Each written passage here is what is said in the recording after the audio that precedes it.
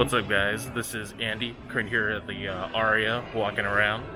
So what I want to talk to you today is about the state of Las Vegas, kind of where it's going and how I think it's going to go.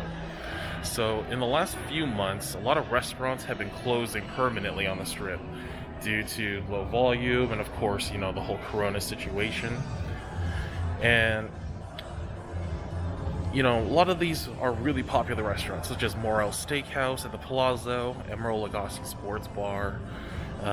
Even the Treasure Island Buffet is closing permanently. Now, some restaurants have tried to cope. For example, the Cosmopolitan and the Wynn Buffet had actually opened for some period of time.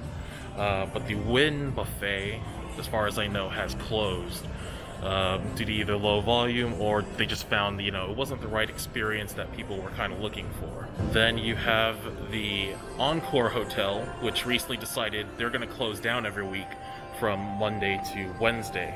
So they're only going to be open between Thursday and Sunday, which is, honestly something I've never heard of before in a hotel, closing for certain days of the week. And then in January, you have the convention scene, which is now completely dead.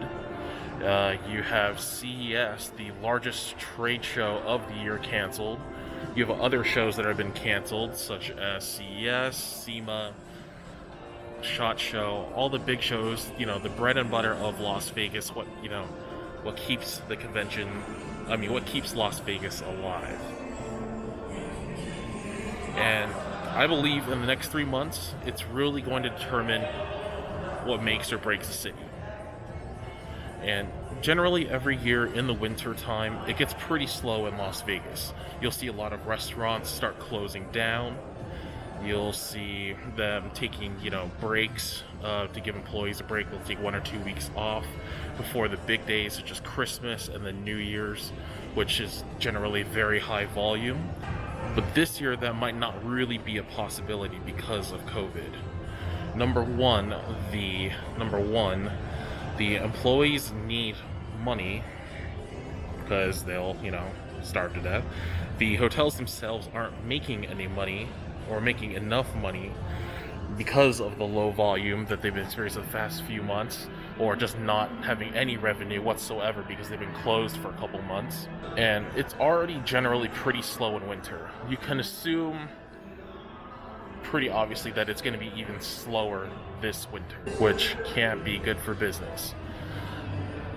So, it's going to be really hard to tell. Are the restaurants going to stay open and get in as much revenue as possible, or are they going to close again because of the whole COVID situation and the slower demand? Let me know what you guys think in the comments, and like, comment, subscribe. Have a good one.